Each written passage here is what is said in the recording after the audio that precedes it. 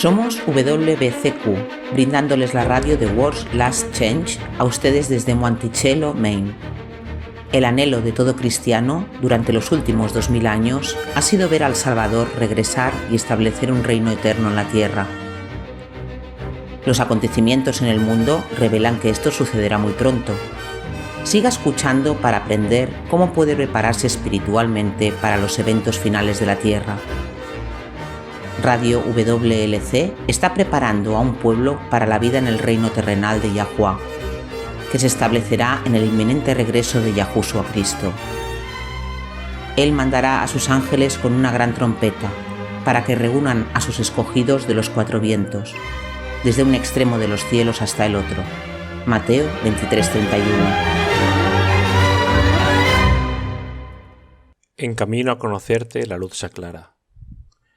En las últimas décadas, un número significativo de teólogos ha demostrado que Juan 1.1 habla de una sola persona, específicamente el Padre, y que la palabra no es otra persona, ni Yahushua Cristo, pero es de hecho la palabra de Yahuwah, que produjo la creación del Génesis, como en el Salmo 33:6. Por la palabra de Yahuwah fueron hechos los cielos. El paralelo entre Génesis 1 y Juan 1 es obvio. Yahuwah hizo que la creación existiera mediante su palabra. La nueva creación se inició en Yahushua, el Hijo de Yahuwah. El término hebreo para palabra es davar, el término arameo memra y el griego logos. Significa más que simplemente palabra. Hablan de la autorrevelación de Yahuwah, su autoexpresión. Los muchos léxicos muestran que los logotipos significan expresión, mandato, decreto, plan, expresión de la mente, pensamiento creativo, propósito, promesa, mensaje, sabiduría o razón.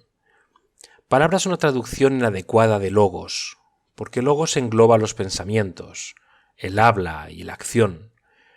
Entonces las frases, los pensamientos creativos de Yahuwah expresados en la actividad, el propósito o plan expresado, decretado de Yahuwah, el mandato intencional de Yahuwah o frases similares reflejan más adecuadamente el significado de los logotipos. De modo que Juan, de la manera típica judía, habló del gran diseño de Yahuwah, su propósito y su mente, su programa de inmortalidad. Una gran ayuda para nuestra comprensión se encuentra en el prólogo de la primera carta de Juan, que proporciona un comentario parcial sobre el prólogo de su Evangelio. En 1 Juan 1.1.3 aprendemos que la palabra es el propósito o la promesa decretada por Yahuwah de dar a los humanos vida eterna o vida de la época venidera. Entonces la promesa impersonal, el propósito declarado o la actividad expresiva planificada es lo que era desde el principio, lo que hemos oído, lo que hemos visto con respecto a la palabra de la vida. Y la vida se manifestó volviéndose visible para que los discípulos pudieran verlo y tocarlo. Fue entonces cuando el propósito decretado de traer la vida de la época venidera se hizo carne. Esto es paralelo a las acciones autoexpresadas por Yahuwah que dieron lugar a la creación original. Juan, en su primera carta, dice: la vida del siglo por venir estaba con Yahuwah. 1 Juan 1.2. Con esa explicación nos dice que era la promesa de la vida que estaba con Yahuwah al principio, todavía no el Hijo de Yahuwah. El Hijo comenzó a existir solo cuando fue engendrado en María. El prólogo no muestra conversaciones entre Yahuwah y la palabra. Después del nacimiento de Yahuwah, Juan registró mucha comunicación entre Yahuwah y Yahushua. Eso demuestra además que la palabra, aunque personal, como proveniente de Yahuwah, no es una persona separada de Yahuwah hasta que Yahushua nazca. Nuestra comprensión del prólogo se ve reforzada cuando examinamos sus detalles internos. Esto nos da pistas sobre cómo comprender sus diversas partes. Por ejemplo, la referencia de Juan a aquellos que nacieron de Yahuwah, 1.12.13, muestra que es el propósito declarado de Yahuwah, de hacer una nueva creación, como también dice el resto del Nuevo Testamento. Y el versículo 18 muestra que nadie ha visto o llegó a conocer a Yahuwah.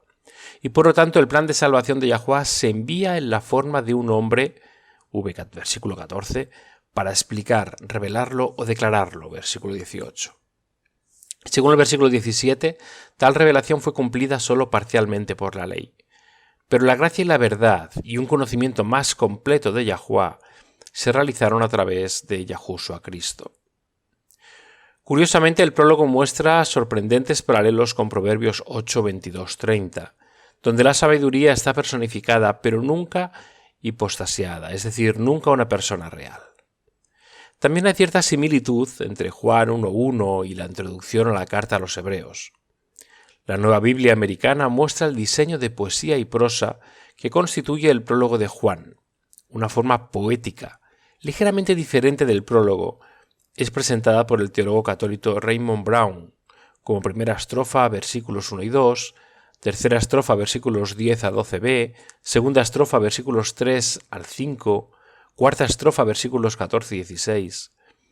Debido a que este factor poético no fue reconocido en épocas anteriores, el prólogo se tomó literalmente.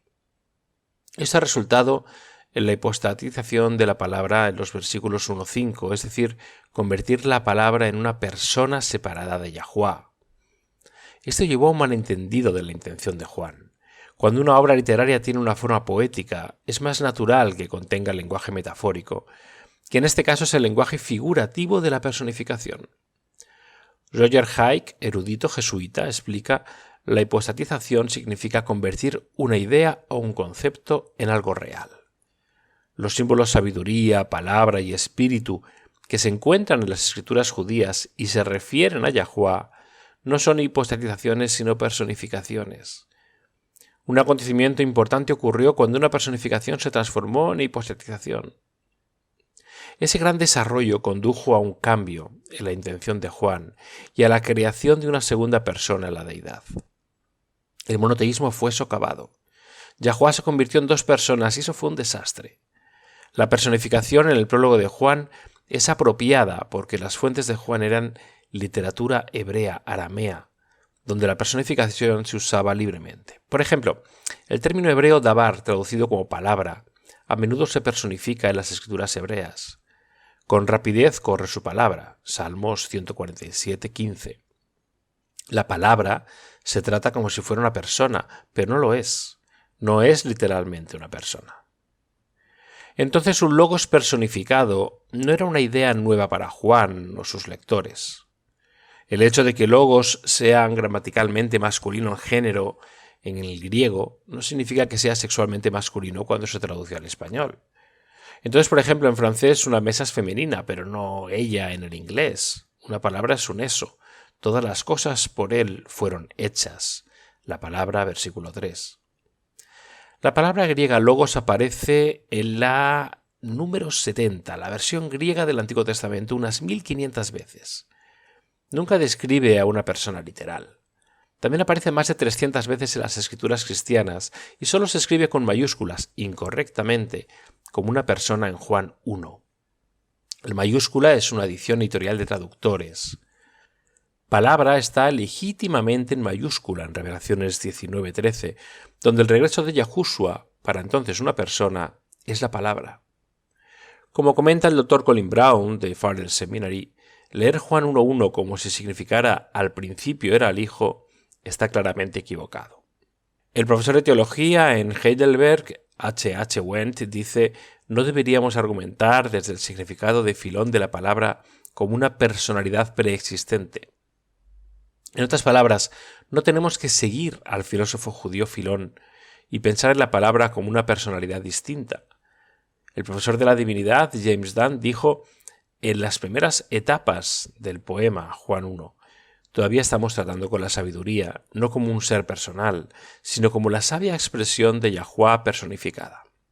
Y nuevamente Roger Haidt dijo: una cosa es cierta, el prólogo de Juan no representa el conocimiento descriptivo directo de una entidad divina, o ser llamado Verbo, que descendió y se convirtió en un ser humano. Leer una metáfora como un discurso literal es una mala interpretación. Nuestro entendimiento fue compartido por algunos de los padres de la Iglesia primitiva. El comentario de Orígenes sobre Juan dice: logos, solo en el sentido de la expresión del Padre que se expresó en un Hijo cuando Yahushua fue concebido. Tertuliano 155-230 traduce logos como hablar y declara: es el uso simple de nuestra gente para decir de Juan 1 que la palabra de revelación estaba con Yahuwah. Esta vista sobrevivió en España y el sur de Galia hasta menos el siglo VII. Con respecto a las traducciones anteriores a la Biblia, el rey Jaime de 1611, 7 traducciones principales usaban W minúscula para la palabra, y hay numerosas traducciones desde 1611 que reflejan el hecho de que no hay una segunda persona de la que se habla en Juan 1.1. Por ejemplo, Concordant Dialogue, la traducción de 1985 del historiador judío Gluck Lekes Conflict, y la traducción de 1973 de Robert W. Funk.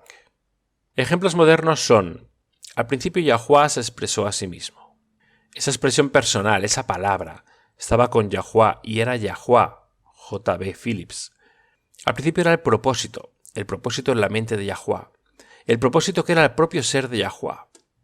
Este propósito tomó forma humana en Yahushua. G. Becker, Teología del Nuevo Testamento.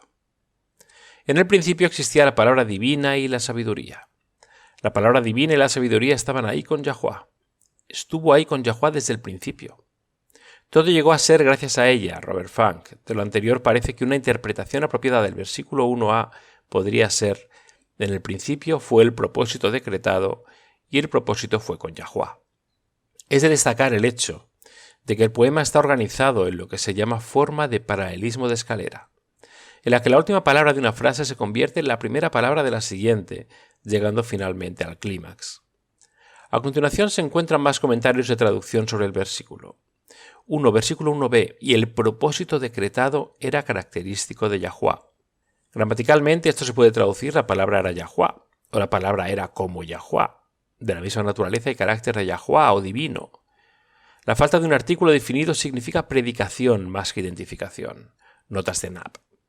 Esto significa que la palabra tenía la cualidad de Yahuwah, no era idéntico a Yahuwah.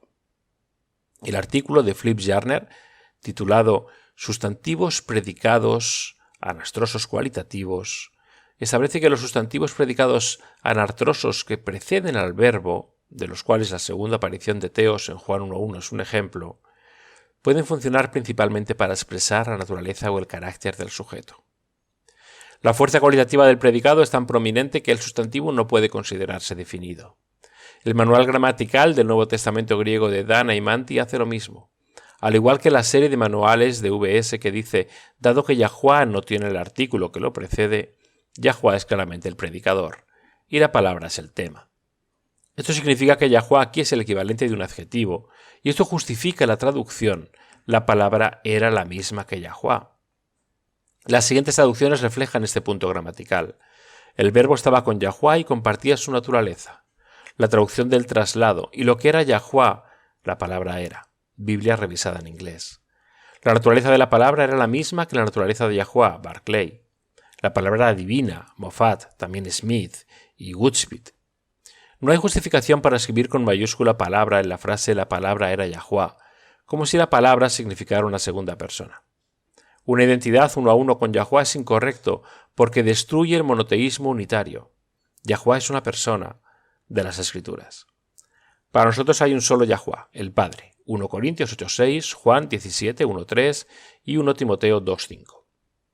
Además, la traducción un Dios, la traducción de los testigos de Jehová, es gramaticalmente incorrecta y no resalta el aspecto cualitativo de la frase: tal interpretación es una terrible mala traducción, de Bruce Metzger.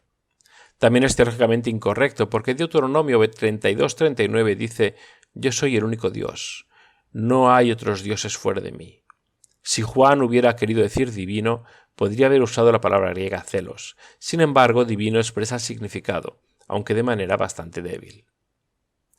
Intención de Juan. Juan escribe su prólogo para mostrar que Yahuwah ha tenido un propósito desde el principio. Juan luego muestra el avance de este propósito hasta el clímax, cuando el propósito se encarna, Juan 1.14. El propósito se convirtió en el nombre Yahushua. El prólogo tiene intrínsecamente un movimiento dinámico y determina su propio punto focal. Comienza universalmente y termina de manera concreta, Kushel. Este avance parece avanzar hacia el versículo 14, que es el punto culminante del prólogo. Así que la palabra se representa al principio con solo una ligera personificación que entra en juego.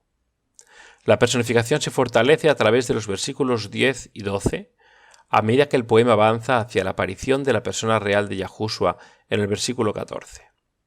También estrecha constantemente su enfoque de la universalidad.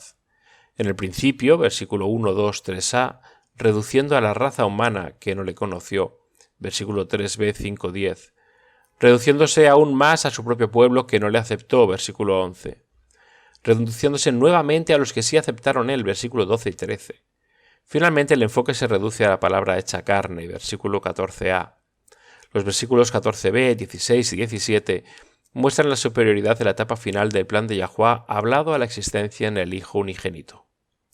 Esta etapa es superior a la etapa anterior a través de Moisés, la Torá. El versículo 18 muestra que sólo a través de este Hijo único, Yahuwah es completamente revelado. Con estos antecedentes ahora podemos demostrar nuestra comprensión del prólogo del Evangelio de Juan. La palabra impersonal se personifica en versos 1 y 2, primera estrofa del poema. Al principio fue el propósito decretado, y el propósito fue con Yahuwah, y el propósito fue característico de Yahuwah. Esto fue al principio con Yahuwah. En al principio no se refiere directamente a la creación de Génesis, sino a un tiempo antes de esa creación, cuando Yahuwah formó un propósito para producir humanos como candidatos potenciales a la inmortalidad. En el principio también tiene connotaciones de salvación en la nueva creación, versículo 13. La frase estaba con Yahuwah significa que la palabra se origina en él, como en Job 27:11. No esconderé el conocimiento que está con el Todopoderoso. Versículos 3-5, segunda estrofa. Todas las cosas del universo llegaron a ser a través de él, y sin él nada llegó a ser. Lo que ha llegado a ser en él era la vida de la era venidera. La inmortalidad y la vida eran la luz de los hombres. La luz, la verdad del propósito de Yahuwah, brilla en las tinieblas. Las mentiras de Satanás comenzaron en el Edén y las tinieblas no la dominaron. Génesis 3:15 en adelante. Antes de 1611, la Biblia del rey Jaime II y también en algunas traducciones modernas, Día de Luto, en los versículos 3-4, se traduce a través de este, no a través de él. El uso del pronombre este para la palabra es apropiado porque el poema avanza con una personificación cada vez más fuerte. Finalmente, la palabra se convierte en la persona Yahushua. En las estrofas 1-2, la palabra no personal es un sinónimo cercano de la luz, que también toma el pronombre neutro.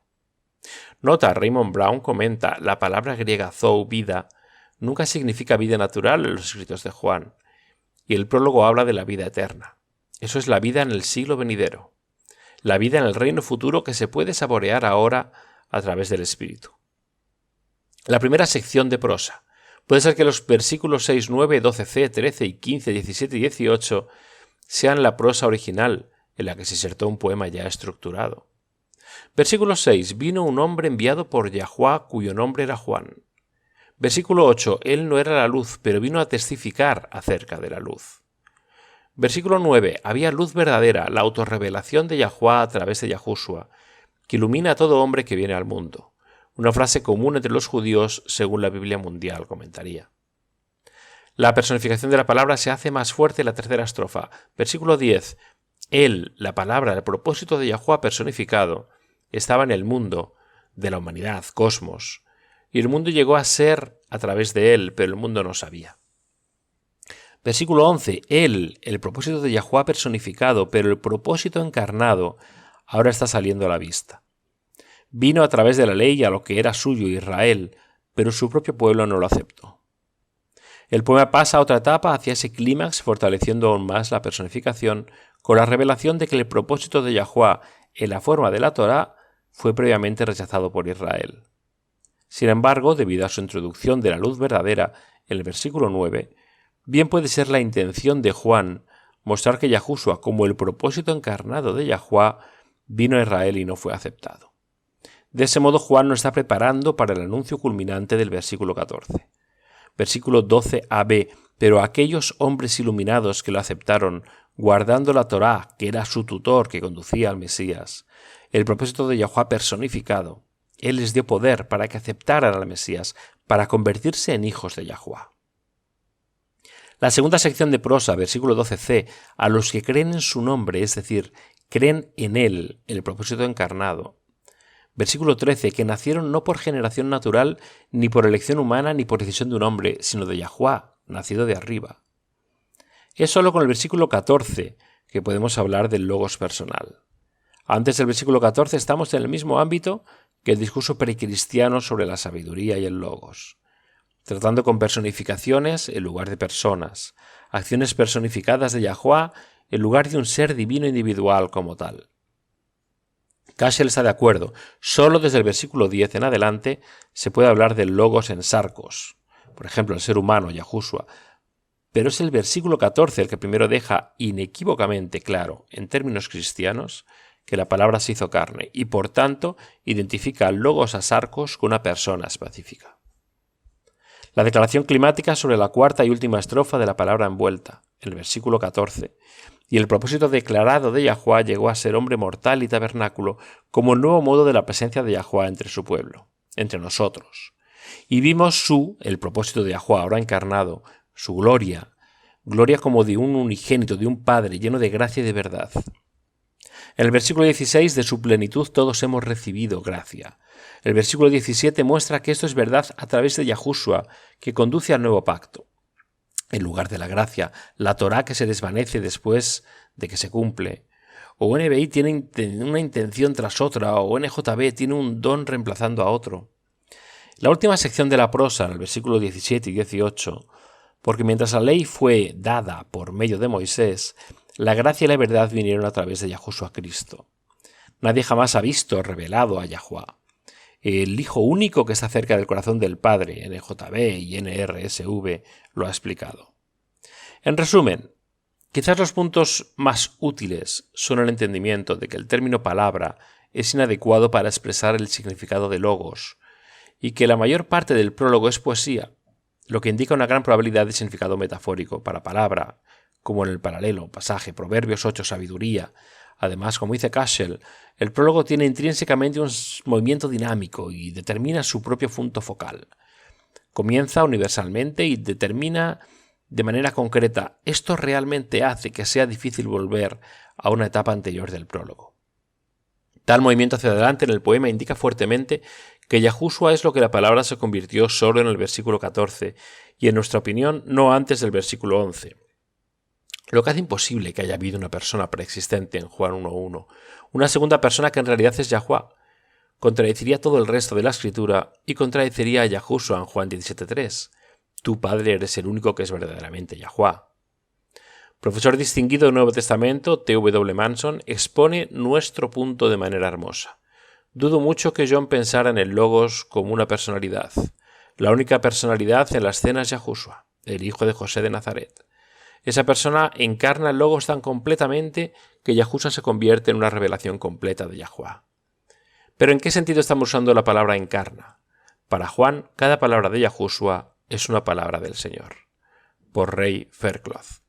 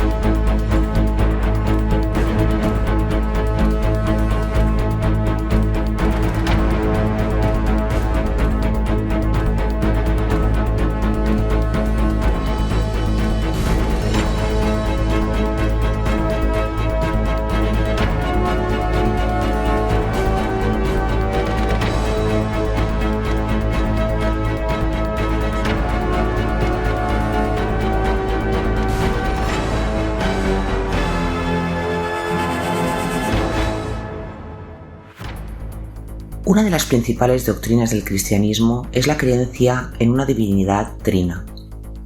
De hecho, el pequeño puñado de denominaciones que rechazan la Trinidad con frecuencia son vistas como cultos. Sin embargo, el estudio diligente de la Biblia, junto con la historia documentada, revela una verdad impactante. La doctrina de una Trinidad tiene sus orígenes en el antiguo paganismo. No, en las Escrituras. De hecho, la Biblia advierte expresamente contra esta doctrina. Pero no confíe en nuestra palabra. Estúdielo por sí mismo. Para un estudio cuidadoso de los orígenes históricos de esta doctrina, visítenos en worldslastchange.com. No es demasiado tarde. Tenemos cientos de artículos y vídeos sobre muchos temas religiosos y espirituales diferentes y se agregan más todo el tiempo. Hay artículos que dan consejos sobre cómo disfrutar de una vida cristiana victoriosa. Otros artículos profundizan en pasajes de las Escrituras malentendidos y explican lo que significaba el hebreo original. También ofrecemos muchos artículos y vídeos sobre profecía. Pablo le dijo a Timoteo: toda la Escritura es inspirada por Dios y útil para enseñar, para redarguir, para corregir, para instruir en justicia, a fin de que el hombre de Dios sea perfecto, enteramente preparado para toda una buena obra. 2 Timoteo 3, 16, 17. Si lee detenidamente el material de nuestro sitio web, tendrá una base sólida, no solo en las verdades doctrinales, sino que también aprenderá los secretos de la oración eficaz, cómo estudiar la Biblia para que pueda descubrir la verdad por sí mismo. Nuestra primera pregunta a nuestro email diario de hoy es una con la que creo que un número de crecientes podrán relacionarse. Es de Belinda Murray, en los Estados Unidos. Ella escribe: estimados NWC, mi esposo y yo estamos luchando por saber cómo lidiar con una determinada situación que está destrozando a su familia. Su hermano se va a casar y sus padres se niegan a asistir porque se casará con otro hombre. Mis suegros son cristianos muy conservadores y creen que asistir a la boda sería apoyar el pecado de la homosexualidad. También están presionando al resto de la familia para que boicotee la boda. Mi marido está destrozado. Él y su hermano son cercanos y siente que no ir dañaría irreparablemente cualquier relación que pueda tener en el futuro con su hermano. Queremos hacer lo correcto, pero no estamos seguros que es lo correcto. ¿Hay algún principio bíblico que podamos aplicar a la situación? Esta es una situación delicada. Existe la posibilidad de mucho dolor en ambos lados, y con la legalización del matrimonio homosexual en más países se puede ver cómo esta es una situación a la que más y más personas se van a enfrentar. Y no solo los miembros de la familia, sino también los amigos. Puede que hayan parejas con opiniones contrarias. Sin embargo, me gusta la pregunta de Belinda. Lleva este tema de regreso a donde debería estar, fuera de las opiniones cargadas de emociones, y lo coloca directamente en el ámbito de los principios. ¿Cuáles son los principios bíblicos que se aplican a la situación? Es posible que las Escrituras no brinden una solución detallada para cada situación, pero si conoce los principios bíblicos que debe aplicar, no se equivocará. Entonces, si no está escrito en las Escrituras, ¿cómo sabes cuáles son los principios a seguir? Bueno, en esto, como en muchas otras cosas, la vida del Salvador debe ser nuestro ejemplo. Oh, sí, por supuesto. Pero en este caso, ¿qué hizo? Yahushua se asoció con los pecadores. De hecho, esa es una de las razones por las que los supuestos justos lo rechazaron. Veamos Lucas 15, versículo 1. Claro. Entonces se acercaron a él todos los publicanos y pecadores para escucharlo. Y los fariseos y los escribas murmuraban, diciendo: Este a los pecadores recibe y se sienta a comer con ellos. Este es un pasaje particularmente revelador porque aquí vemos que Yahushua no solo recibió a los pecadores. Todos sabemos que como Salvador de la humanidad, Él también socializó voluntariamente con ellos. Ahora en Mateo 11, versículo 18 y 19 dice: Porque vino Juan, que ni come ni bebe, y dicen que tiene un demonio. Luego ha venido el Hijo del Hombre, que come y bebe, y dicen que es glotón y bebedor, amigo de gente de mala fama. No se trataba de lo que Yahushua comiera y bebiera. Todos tienen que comer y beber o morirán. Es que comió y bebió mientras socializaba con aquellos a quienes los llamados justos habían rechazado por ser pecadores. Mira, los fariseos no aceptarían ni mucho menos socializarían con cualquiera que sintieran que era un pecador. Nos gusta pensar de nosotros mismos como superiores a los fariseos, pero cuando lo piensas, muchos cristianos de hoy reaccionarían de la misma manera, negándose a socializar con aquellos cuyos estilos de vida creen que son pecaminosos. Pero al no socializar con una pareja del mismo sexo o ir a su boda, cenar en su casa, recibirlos en la tuya, lo que sea, ¿no sería visto como un apoyo de su pecado? Creo que eso puede ser lo que muchos cristianos temen hacer y la razón por la que se abstienen de socializar con pecadores. Incuestionablemente, Yahushua socializó con los pecadores y los aceptó. Lo que no hizo fue participar en su pecado. Él nunca probó el pecado en sí. ¿Qué le dijo a la mujer sorprendida en adulterio? Yo tampoco te condeno, vete y no peques más. Juan 8:11. Yahushua vino a salvar a los pecadores, a todos los pecadores. No solo al pecador de tu jardín, sino a todos los pecadores. Los pecadores se sintieron atraídos hacia él porque sabían que los aceptaba a pesar de su condición pecadora. Odiaba el pecado, pero amaba al pecador. Exacto. Y al amar al pecador, no sintió la necesidad de denunciar su pecado. Ya sabían que eran pecadores. Lo que les dio fue amor y aceptación, y eso es lo que nosotros también podemos hacer. Es el trabajo del Espíritu Santo condenar, no el nuestro. Nuestro trabajo es mostrar el amor y la aceptación de Yahushua, tratando a todos con la misma bondad amorosa que Él lo hizo, siempre y cuando sean oyentes sumisos y no violentos. Si eres rechazado, da la vuelta. Dale la espalda, sacude tus pies y continúa, no permitas que te tienten al pecado. Escucho lo que estás diciendo y es hermoso. En Romanos 12:9, Pablo nos dice que debemos aborrecer lo malo y aferrarnos a lo bueno. Lo que la mayoría de la gente no entiende es que Pablo en realidad diferenciaba entre los no creyentes y los que eran creyentes, y todavía estaban involucrados en el pecado conocido. Saber que estás pecando y no hacer nada es muy peligroso. Leamos 1 Corintios 5, versículos 9 al 13. Dice: en mi otra carta les dije que no deben tener trato alguno con quienes se entregan a la prostitución. Y con esto no quise decirles que se aparten por completo de todos los que en este mundo se entregan a la prostitución, o son ávaros, ladrones, idólatras, pues para lograrlo tendrían que salirse del mundo. Lo que quise decir es que no deben tener trato con ninguno que, llamándose hermano, se entrega a la prostitución, o sea ávaro, idólatra, maldiciente o borracho o ladrón. Con gente así ni siquiera coman juntos. No me toca a mí juzgar a los de fuera. Yahuwá será quien los juzgue. Pero ustedes ya están juzgando a los de dentro. Expulsad a ese pecador de en medio de entre vosotros. Entonces, aquí Pablo está diciendo que la persona malvada con la que no debemos asociarnos son aquellos que dicen ser creyentes, no aquellos que no dicen ser creyentes. Ahora, como cada uno debe cumplir con esto en su propia vida individual, porque es un asunto que es mejor dejar entre Yahuwá y el individuo.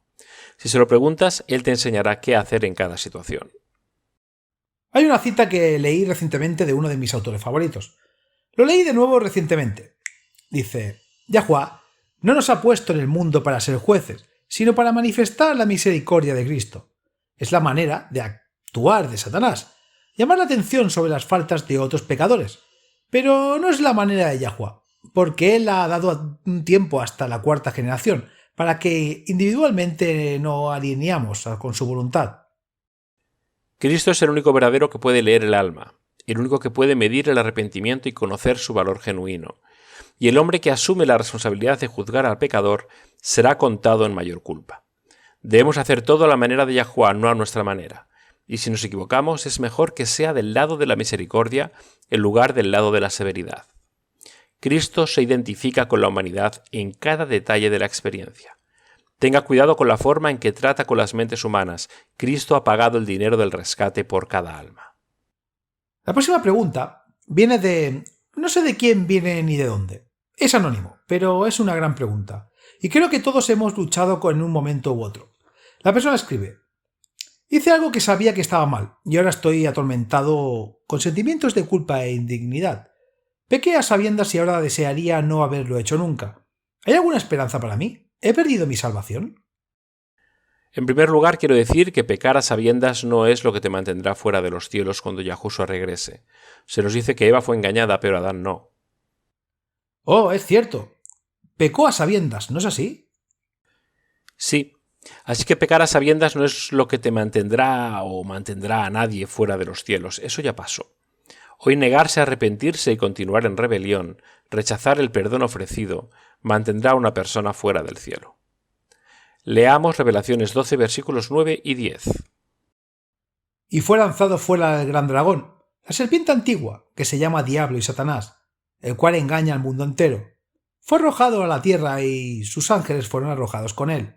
Y oí una gran voz que decía en el cielo: ahora ha venido la salvación y el poder, y el reino de nuestro Teos, o Dios, y el poder de su Cristo, porque ha sido derribado el acusador de nuestros hermanos, el que los acusaba ante nuestros Teos de día y de noche. Notemos cómo se le llama a Satanás aquí. El acusador de nuestros hermanos, el autor de esta carta, está inundado de culpa porque Satanás lo está acusando. Satanás lo está acusando de pecar a sabiendas. Una gran carga coloca en sus hombros. Pero todos somos pecadores. Romanos 3:23 dice que todos pecaron y están destituidos de la gloria de Yahuwah, desde la caída. Pero es por eso que Yahuwah envió a Yahushua, para buscar y salvar a los perdidos. Es muy cierto. Quiero decirles esto, y se lo digo a todos, porque todos hemos pecado. Si te sientes abrumado por la culpa, tómalo como una señal de aliento de que no es demasiado tarde para ser salvo. El tiempo de prueba aún no ha finalizado. El mero hecho de que estés luchando con sentimientos de culpa dice que todavía hay esperanzas para ti, porque si tu corazón estuviera verdaderamente endurecido por el pecado, si fuera demasiado tarde para ti, no te sentirías así. Deje que la atracción del Espíritu Consolador de Yahuwah lo guíe, corra hacia Él solito y pídale que lo libere de esa culpa. El pecado imperdonable es rechazar la salvación hasta que su corazón ya no le importe más. Reconozca que esos sentimientos provienen de Satanás, el acusador, de los hermanos.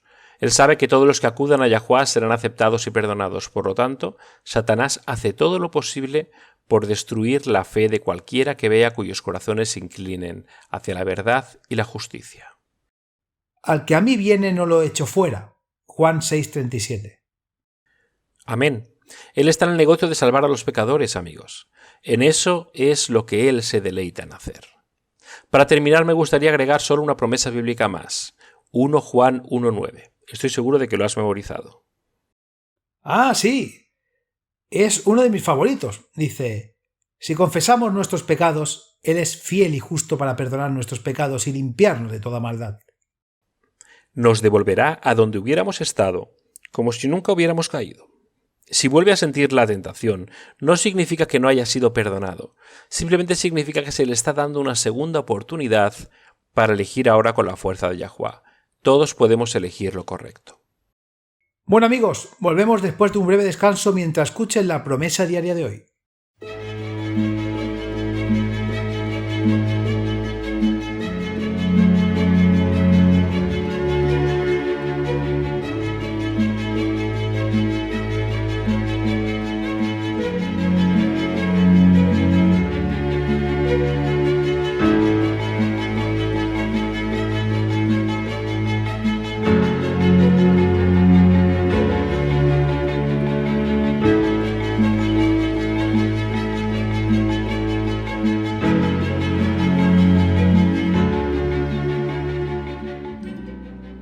Hola amigos, les habla Laura Martínez con la promesa diaria de hoy de la palabra de Yahuwah.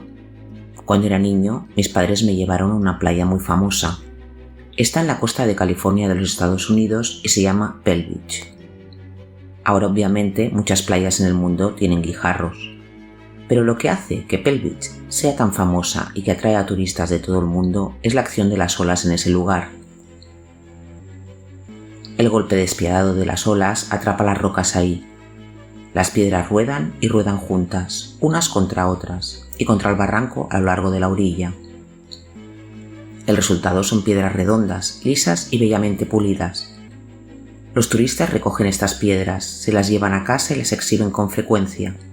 Todavía recuerdo cuando era niño lo emocionado que estaba al encontrar algunas piedrecitas de ojos de tigre entre el cuarzo. Solo un poco más arriba de la costa, en la punta del barranco, hay una pequeña cueva tranquila, protegida de las tormentas de los golpes en los barrancos. Si sigues hay una playa llena de piedras que los turistas no han tocado. De hecho, casi nadie ve ahí, prefiriendo la tempestuosa Pell Beach. La diferencia es que las rocas están un poco más arriba de la costa, no son más que otras piedras de la playa. Las tranquilas aguas de la cala protegida no tienen el mismo efecto que las mareas tormentosas de Pell Beach. Como resultado, las rocas de la costa conservan sus ángulos agudos y su exterior opaco y áspero. Solo en Pell Beach las piedras se muelen y se pulen por las tormentas y las mareas hasta que quedan lisas y pulidas. Cuando las tormentas de la vida te hagan sentir maltratado, adolorido y cansado, recuerda que hay un propósito detrás de cada tormenta. Yahuwah nunca te guiará por ningún camino que no elegirías por ti mismo si pudieras ver el futuro como Él. Malaquías 3 nos dice que Yahuwah es como fuego purificador y como jabón de los lavadores. y se sentará como refinador y purificador de plata, y purificará a los hijos de Leví, y los purificará como oro y plata, para que ofrezcan a Yahuá ofrenda en justicia. Malaquías 3:2-3. Es una promesa, no te dejará en el feísmo y la deformidad del pecado, con amor e infinita compasión. Yahuá te purificará de toda escoria, pulirá la superficie rugosa y alisará los ángulos ásperos e implacables. Y cuando haya terminado, se alegrará mucho porque en ti verá su propio reflejo. No se desanime cuando no refleja perfectamente la imagen de Yahuá. No es su trabajo purificar la escoria. Tu parte es rendirte al proceso y seguir rindiéndose. Confía en que aquel que ha comenzado una buena obra en ti la terminará. 1 Pedro 2:5 dice: vosotros también, como piedras vivas, sois edificados como casa espiritual, sacerdocio santo, para ofrecer sacrificios espirituales aceptables a Yahuá mediante los méritos de Yahushua el ungido. Se nos han dado grandes y preciosas promesas. Vayan y comiencen a clamarlas.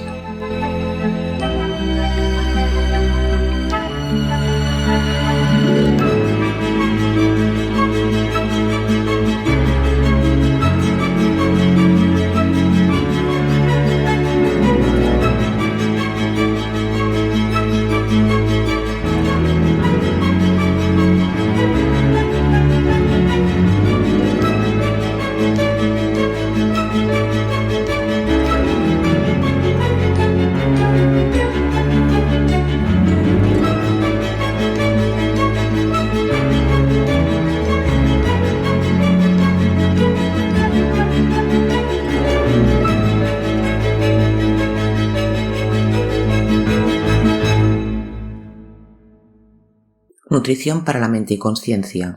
El amor de Yahuá por los homosexuales.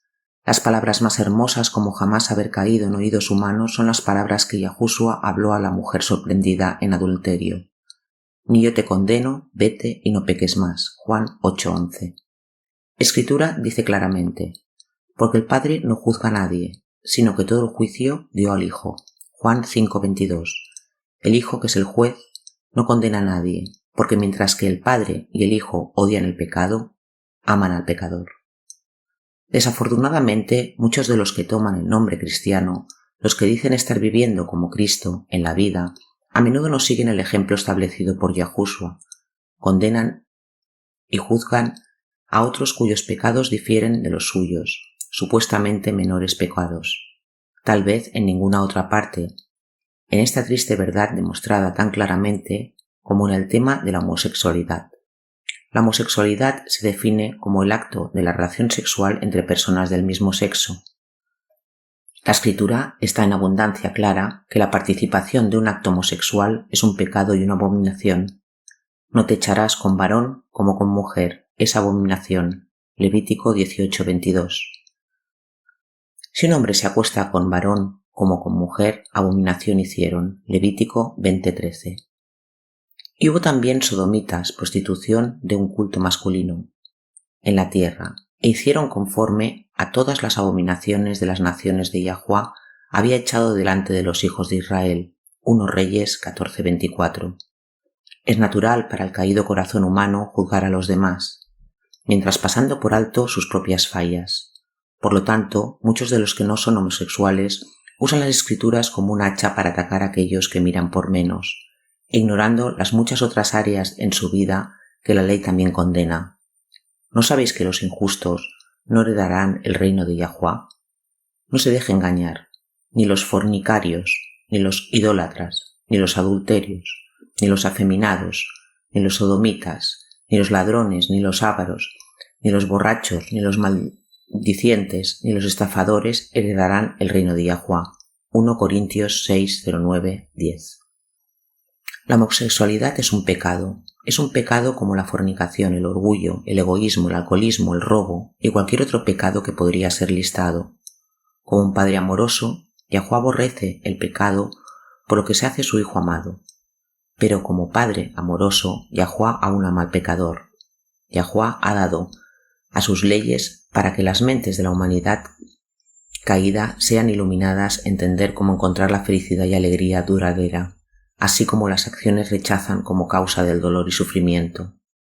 Pero sabemos que la ley es buena, si uno la usa legítimamente, conociendo esto, que la ley no fue dada para el justo, sino para los transgresores y desobedientes, para los impíos y pecadores, para los irreverentes y profanos, para asesinos de padres y asesinos de madres, para los homicidas, para los fornicarios, para los sodomitas homosexuales, para los secuestradores, para los mentirosos y perjuros, y si hay alguna otra cosa contraria a la santa doctrina, según el glorioso Evangelio del bendito Yahuwah, que a mí me ha sido encomendado. 1 Timoteo 1:8-11. Ningún pecador, independientemente de cuál sea el preciso pecado, entrará en el cielo.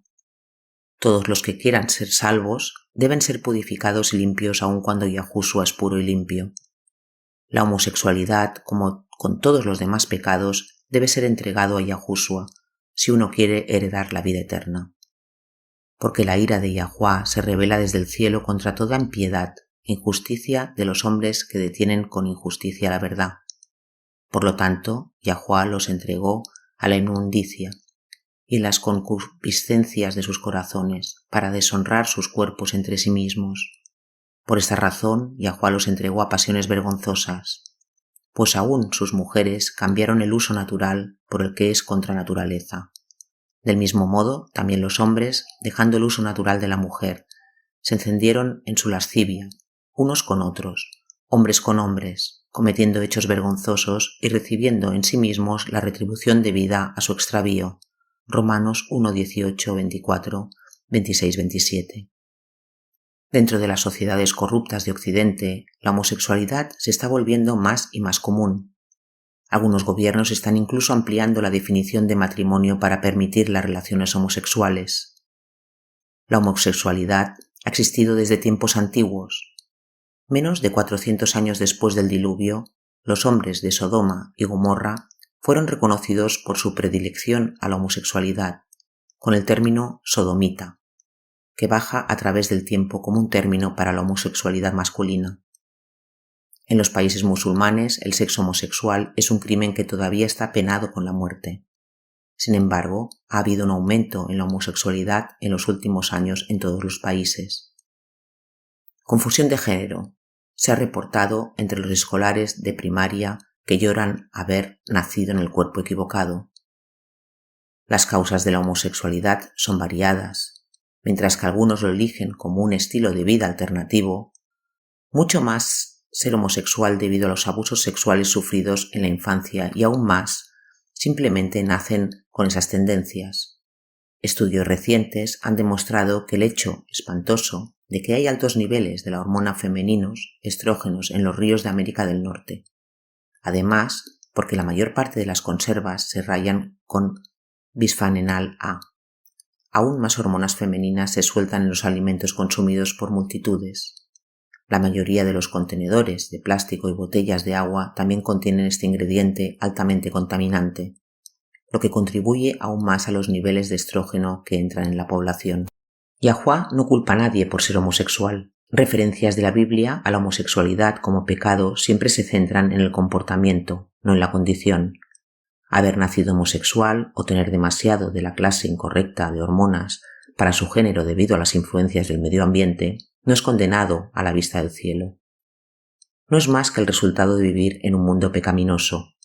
Sin embargo, como con cualquier otro pecado, no le da licencia para participar activamente en ese pecado. La definición bíblica del matrimonio es clara, se trata de ser entre un hombre y una mujer. Por esto dejará el hombre a su padre y a su madre, y se unirá a su mujer, y serán dos en una sola carne. Efesios 5:31. Esta es la norma de Yahuwah para el matrimonio, y es el estándar de todos los que aman la ley divina debe presentar. La realización y compañerismo todos buscan en una pareja. De por vida solo puedes encontrar en Yahuwah. Los hombres y mujeres homosexuales, al igual que sus homólogos heterosexuales, que no están casados, deben optar por permanecer célibe, confiando en Yahuwah que provea de su satisfacción emocional y sexual. En nuestra página web tómese el tiempo de leer La vida soltera, los secretos del ser realizado. Yahushua les dijo: no todos son capaces de recibir esto, sino aquellos a quienes es dado. porque hay eunucos que nacieron así del vientre de su madre, y hay eunucos que son hechos eunucos por hombres, y hay eunucos que a sí mismos se hicieron eunucos por causa del reino de los cielos. El que sea capaz de recibir esto, que lo reciba. Mateo 19, 11, 12. Yahuwá aborrece el pecado, pero ama al pecador. Esta debe ser la actitud de todos los que dicen ser hijos de Yahuwá. Con demasiada frecuencia los cristianos, santurrones, han condenado los pecados obvios de la homosexualidad, la embriaguez y el libertinaje, mientras que dentro de sus propios corazones el orgullo, el egoísmo y el amor del mundo reinan sin control. En la Biblia, la homosexualidad se castiga con la muerte al igual que la glotonería. Pero hoy en día la homosexualidad es rechazado, mientras que el glotón es dado píldoras de dieta y simpatía. Así como nadie debe juzgar a otro por tener la piel o el pelo de diferente color o haber heredado diferentes tendencias pecaminosas, no se debe juzgar a un homosexual. Todos somos pecadores y todos tienen igualmente la necesidad de un Salvador. Si usted está luchando con el pecado en su vida, ya sea en tendencias cultivadas o heredadas sobre las que usted no tiene control, Yahushua es su solución. Su invitación es: venid a mí todos los que estáis trabajados y cargados, y yo os haré descansar. Llevad mi yugo sobre vosotros y aprended de mí, que soy manso y humilde de corazón, y hallaréis descanso para vuestras almas, porque mi yugo es fácil y ligera mi carga. Mateo 11, 28, 30.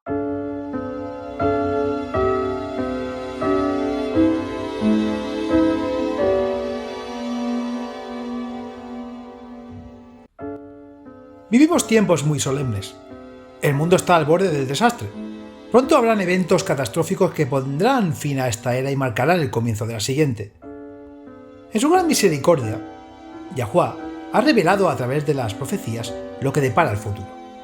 Revelaciones 8 predice una serie de eventos, cada uno peor que el anterior, que devastará la tierra.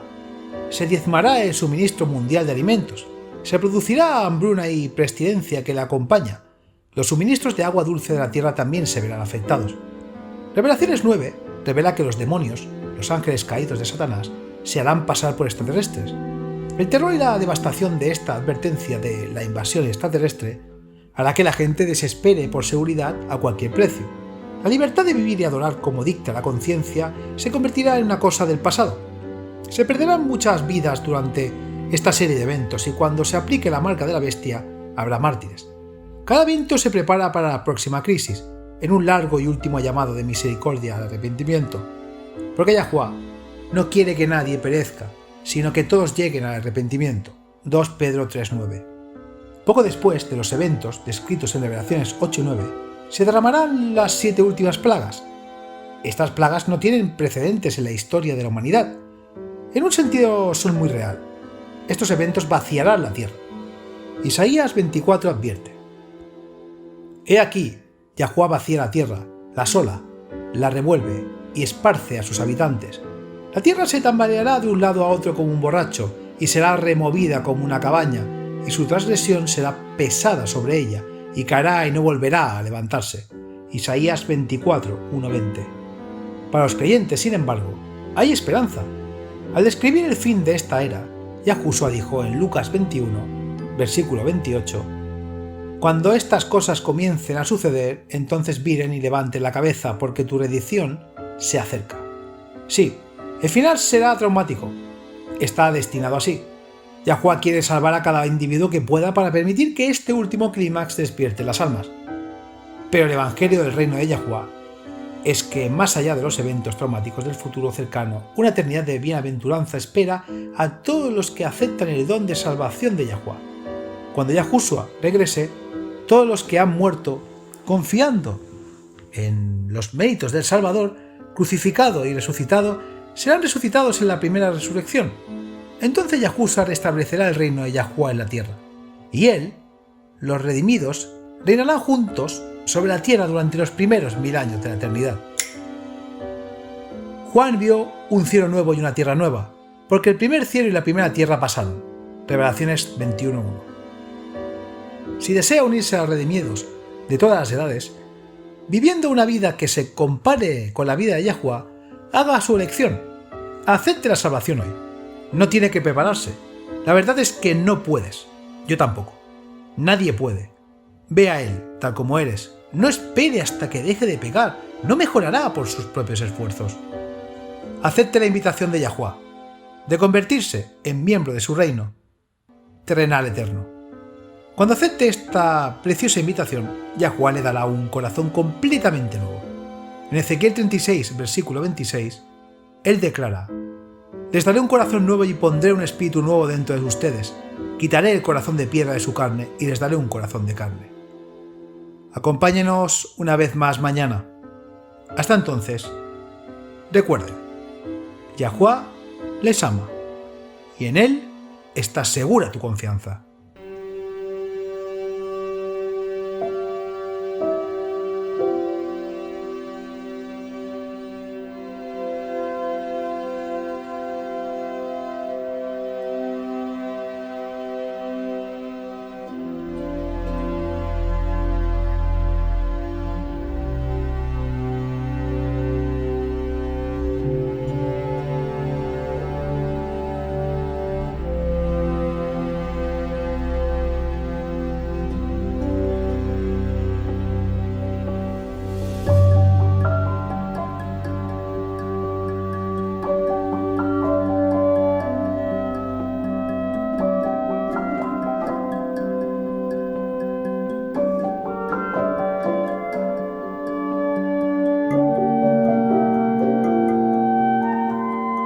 Este programa, como los episodios pasados de Radio WLC, están disponibles para descargarlos en nuestra página web. Son estupendos para compartir con amistades y estudios bíblicos. También es un maravilloso apoyo para aquellos que dan su adoración a Yahuwah solos o en casa. Si desea escuchar los programas de Radio WLC, visite nuestra página web en worldslastchance.com/español. Haga clic en el icono Radio WLC, parte superior a la izquierda de la página principal. Esto le permitirá hacer descargas de los episodios en su idioma preferido. También están los artículos y los vídeos disponibles en una variedad de idiomas. Acompáñenos otra vez mañana para otro mensaje lleno de verdades en WBCQ, en 9330 kHz, en la banda de 31 metros. La radio de WLC prepara un pueblo para el pronto retorno del Salvador.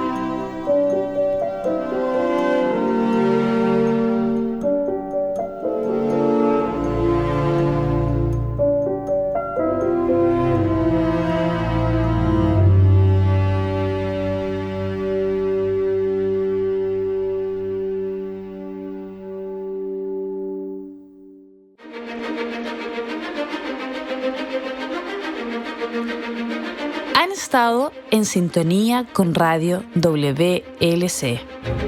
Este programa, como en los episodios pasados de Radio WLC, están disponibles para descargarlos en nuestra página web. Son estupendos para compartir con amistades y estudios bíblicos. También es un maravilloso apoyo para aquellos que dan su adoración a Yahuwah, solos o en casa. Si desea escuchar los programas de Radio WLC, visite nuestra página web en worldlastchance.com/español. Haga clic en el icono Radio WLC, parte superior a la izquierda de la página principal. Esto le permitirá hacer descargas de los episodios en su idioma preferido. También están los artículos y los videos disponibles en una variedad de idiomas. Acompáñenos otra vez mañana para otro mensaje lleno de verdades en WBCQ, en 9330 kHz, en la banda de 31 metros. Radio World Last Chance, preparando a un pueblo para el pronto retorno del Salvador.